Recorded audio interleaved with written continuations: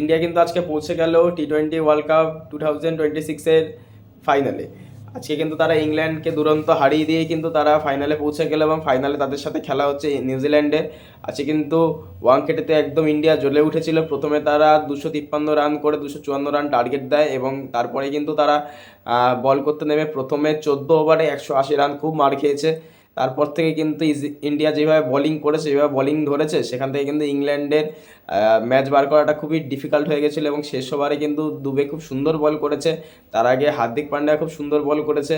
তো ওভারঅল সব কিছু দিক দিয়ে কিন্তু ইন্ডিয়া আজকে খুব দারুণ খেলেছে। এছাড়া সঞ্জু স্যামসন, সে কিন্তু আগের ম্যাচের ম্যান অফ দ্য ম্যাচ ছিল এবং আজকে কিন্তু সে 89 করেছে। অপরদিকে কিন্তু ইংল্যান্ডের তরুণ প্লেয়ার, 22 বছরের প্লেয়ার ব্রেথওয়েল, সে কিন্তু আজকে 105 রানে একটা দুর্দান্ত ইনিংস খেলেছে, যার জন্য কিন্তু ইংল্যান্ড প্রথম দিকে অনেকটা ভেঙে পড়লেও মাঝখানে কিন্তু অনেকটাই তারা রান এগিয়ে ফেলেছিল এবং পার্টনারশিপ কিন্তু অনেক বেশি রানের পার্টনারশিপ হয়ে গেছিলো। তো ইন্ডিয়া কিন্তু যতই হোক, ইন্ডিয়া কিন্তু ক্রিকেটের বস। ইন্ডিয়াকে হারানো কিন্তু বা ইন্ডিয়াকে হালকায় নেওয়া কিন্তু অত সহজ ব্যাপার না। সাউথ আফ্রিকা অনেক বড় বড় ডায়লগ দিয়েছিল, যে তারা যখন ইন্ডিয়াকে হারিয়েছিল, যে এটা আমরা বাংলাদেশের জন্য করলাম, এটা আমরা পাকিস্তানের জন্য করলাম, অনেক বড় বড় ডায়লগ দিয়েছিল। কিন্তু ওইসব ডায়লগে কিছু যায় আসে না আমাদের, কারণ ইন্ডিয়া ইন্ডিয়াই হয়।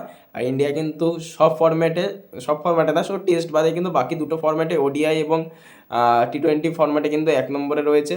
সেটা হয়তো তারা ভুলে গেছিলো। তো বর্তমানে তো তারা ফুটে গেছে নিউজিল্যান্ডের কাছে সেমিফাইনালে।